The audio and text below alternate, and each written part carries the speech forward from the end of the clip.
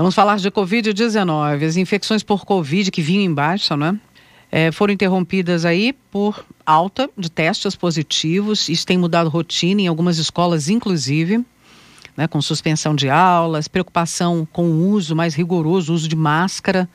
Novamente, algumas estavam abandonando o uso de máscara, voltando a isso. E, é claro, sempre a preocupação com a vacinação de crianças. Além disso, quais medidas são necessárias neste momento? É o que vou conversar com o professor doutor Esper Calas, do Departamento de Moléstias Infecciosas e Parasitárias, da Faculdade de Medicina da USP, infectologista, coordenador do Centro de Pesquisas Clínicas do HC. Professor, bom dia, mais uma vez aqui conosco. Tudo bem? Tudo bem, Roxane. Um prazer falar com você e os ouvintes da rádio. Prazer é todo nosso. Professor, enquanto os Estados Unidos batem aqui, olha, dados desta manhã, superam a marca de 1 milhão de mortes por Covid-19, né? Tem gente que acha que a pandemia acabou. E nós aqui vivemos uma fase de expectativa. Alguns especialistas já se mostram preocupados com a possível alta, um novo pico, uma nova onda de casos, ainda que com chances, como a gente tem visto, de quadros mais graves em função da vacinação. Como é que o senhor está vendo esse momento, professor, da pandemia? A gente está vivendo, Roxane, o comportamento do vírus que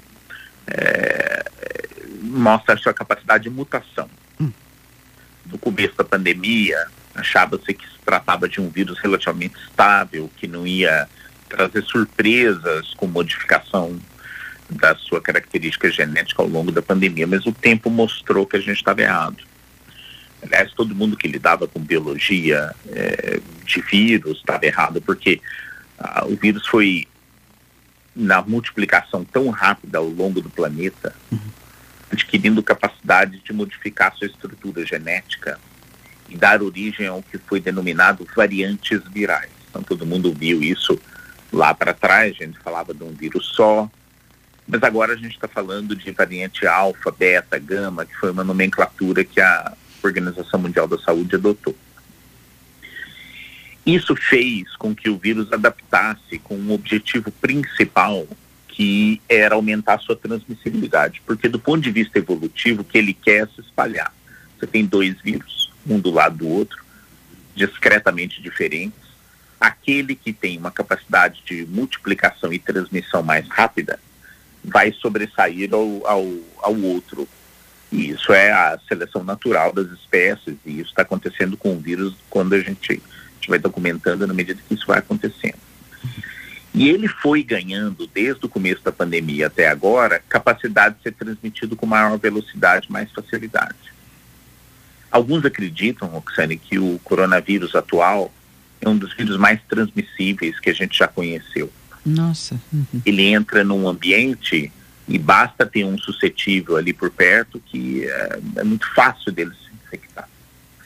Então o que a gente viu foi que as ondas que sucederam, a primeira onda que veio lá para trás, no começo de 2020, foram adquirindo velocidade de transmissão. Para contrabalancear isso, a gente conseguiu desenvolver vacina. E embora a velocidade de transmissão tenha aumentado, o número de pessoas que adoecem com forma grave reduziu muito. Então as vacinas trouxeram um grande avanço. Elas permitiram que a gente começasse a esvaziar as enfermarias. Se lembra disso, no começo lá da pandemia, o Instituto Central do Hospital das Clínicas da USP foi fechado só para receber pacientes com Covid. Hoje o número daqueles admitidos com a doença no hospital é muito pequeno, felizmente, e isso graças à vacina. Agora, o vírus vem também, Roxane, mudando, não só para se transmitir mais rápido, mas às vezes essa mudança faz com que ele escape parcialmente a proteção induzida pela vacina. Então o que acontece é que é o que a gente viu nessa última onda da variante Ômicron, identificada por um brasileiro, inclusive no fim de novembro, começo de dezembro, na África do Sul. Em um mês se espalhou pelo mundo inteiro. Impressionante, a velocidade. E aí ele chegou aqui e foi driblando uma defesa induzida pela vacina, pelo menos na indução daquela doença leve, que parecia um resfriado comum. Então você deve se lembrar que muita gente acabou pegando a Covid outra vez no fim do ano passado, começo desse ano, porque se tratava de um vírus que tinha essa característica de modificar a sua estrutura para escapar parcialmente do sistema imune. Essa questão, professor, essa preocupação então é justa agora com uma nova onda, ainda que com menos casos graves, felizmente com menos casos graves, mas as infecções se espalhando, e há grupos em que nós devemos ficar mais atentos. Eu citei na abertura a questão das crianças, porque a gente tem visto isso, né? A gente tem contato, claro, com as famílias, com outras famílias, e essa preocupação está acentuada em algumas escolas, outras mantendo o ritmo com cuidados necessários, como o uso permanente de máscara, outros com suspensão de aula, como eu disse, e tem a questão da vacinação. Então, queria que a gente falasse especificamente desse grupo, crianças, adolescentes, é o grupo que nós devemos ficar atento, e quem mais, né? E outras preocupações, outros grupos também, né, neste momento. Claro. O que a gente viu foi que esse aumento do número de casos refletiu-se especialmente na população que ainda não recebeu a vacina, que são quem? As crianças, né? Então a gente começou com a vacinação dos idosos, todo mundo aderiu rapidamente à vacinação, mas quando chegou a hora das crianças, começou uma série de questionamentos. E esses questionamentos, inclusive partindo de autoridades muito altas do governo aqui, falando que as vacinas poderiam ser maléficas para as crianças, com teorias absurdas e tudo. Isso fez com que a adesão à vacinação entre crianças, menos adolescentes, mas principalmente crianças, tivesse uma hesitação, especialmente por parte dos pais responsáveis, né? E o que aconteceu foi que a cobertura vacinal das crianças foi bem mais lenta do que teve nos adultos. O vírus chega mais transmissível no fim do ano passado, essa variante Ômicron.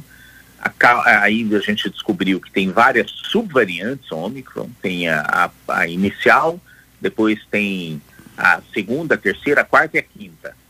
E o que acontece é que ela encontra, sendo transmissível mais facilmente, justamente as crianças que ainda não tinham sido protegidas. Então, o que a gente vê é que o bolsão das pessoas capazes de se infectar agora e transmitir estão principalmente indo nas escolas e frequentando creches.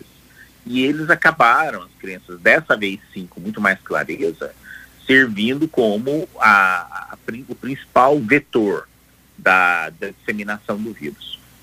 Então isso vem acontecendo no país todo, mas o que a gente está vendo no Brasil também ocorreu na Europa e nos Estados Unidos. Eles estão vendo a mesma coisa. Tiveram um aumento de número de casos agora causada pela variante 2 da Ômicron, que acabou fazendo com que o número de casos aumentasse significativamente durante esse ano. Aqui na USP, a gente, a despeito da liberação do uso de máscaras, por exemplo, por parte das autoridades de saúde, a decisão do comitê de enfrentamento à Covid aqui da nossa universidade optou por manter o uso de máscaras, mesmo com a redução do número de hospitalizações, por achar, o comitê, inclusive que eu faço parte, com vários outros colegas da USP, que ainda era cedo demais, haja visto que estava sendo documentado na Europa, onde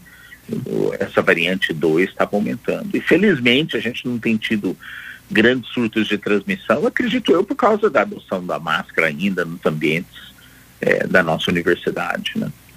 Portanto, reafirmamos neste momento, para a gente começar a concluir aqui o pensamento, professor, então precisamos continuar nos vacinando, quem tem que tomar dose de reforço, não deixar de vacinar crianças, né? A vacinação está aquém do esperado ainda, precisamos vacinar mais as crianças e não há motivos, né?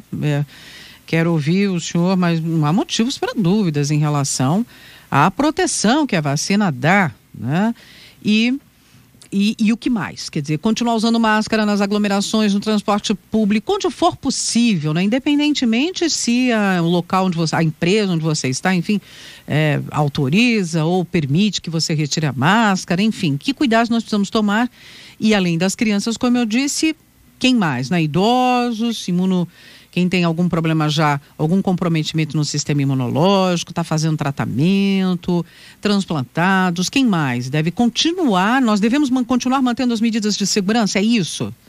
Exato, e veja, a doença ela vem se adaptando a esse número de pessoas que receberam as vacinas, e quem é que tem procurado os hospitais com a doença mais grave, Roxane? São exatamente essas pessoas que têm uma dificuldade maior de responder às vacinas. Então, quais são? Primeiro, a gente aprendeu durante o começo dessa pandemia muito claramente que são as pessoas de mais idade. Elas têm uma chance de desenvolver doença maior. Por que isso? Porque o seu sistema de defesa é um pouco mais frágil com o avançar da idade. A segundo grupo é as pessoas que têm algum problema no seu sistema imune, né? Então, um transplantado, alguém que está fazendo tratamento de algum tipo de câncer, alguém que precisa tomar uma medicação de redução de defesa para se proteger contra, por exemplo, uma doença reumatológica. O que a gente viu ao longo do tempo é que, embora as vacinas tenham sido muito úteis, para essa população a gente precisa de mais doses. Então, todas as pessoas mais de idade, doença imune, fazendo tratamento de câncer ou qualquer outro tipo de deficiência do seu sistema de defesa, precisam procurar pela quarta dose. As crianças são, sem dúvida, protegidas. O efeito da vacina é muito bom. E se a gente protege as crianças, a gente consequentemente vai proteger também os adultos no seu entorno, inclusive aqueles de mais idade, aqueles que têm outros problemas de saúde. Então a manutenção da vacinação é fundamental do ponto de vista individual, mas também do ponto de vista coletivo, porque você vai ter proteção indireta.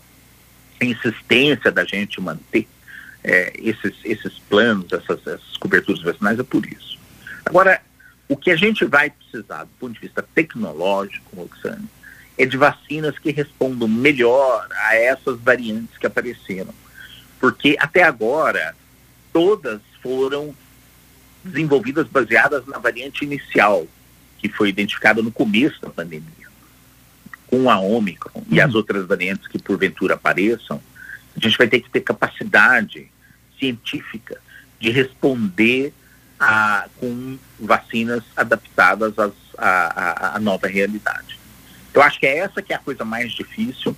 O investimento de pesquisa no desenvolvimento de vacinas precisa permanecer, ele precisa continuar buscando outras soluções, porque, como a gente comentou aqui e a gente aprendeu desde o começo da pandemia, o vírus vem aprendendo a lidar com o ambiente e a gente tem que aprender a lidar com ele. Ou seja, é a principal arma que nós temos, né? São as vacinas, são as vacinas. As vacinas é que vão nos proteger por menor tempo, enfim, vão nos dar a proteção frente a esse vírus que vai continuar aí, professor, não é isso que você está dizendo? Vai continuar, exatamente. Ele vai mutar, ele vai conviver, a gente vai ter essa realidade, vai ser uma doença ali, né? Que a gente vai ter que continuar lidando e ainda por muito tempo, né? E ainda por muito tempo. Eu acho que a gente vai ter que lidar com esse vírus para sempre. E na medida que a gente conseguir desenvolver ferramentas que apareça uma vacina melhor adaptada, ou quem sabe, a gente consiga uma vacina universal, como a gente diz, que seria uma vacina que funcionaria contra qualquer variante, mesmo porventura outras que apareçam. E para isso a gente tem que encontrar características que sejam comuns no vírus, que nos dê a possibilidade de ter essa vacina, que serviria para todos. Aí a gente teria uma solução melhor. Professor Ésper Calas, da Faculdade de Medicina da USP, coordenador do Centro de Pesquisas Clínicas do HC. Muito obrigada, professor, mais uma vez por sua atenção conosco. Sempre um prazer, Roxane, falar para a nossa rádio, nossa querida universidade.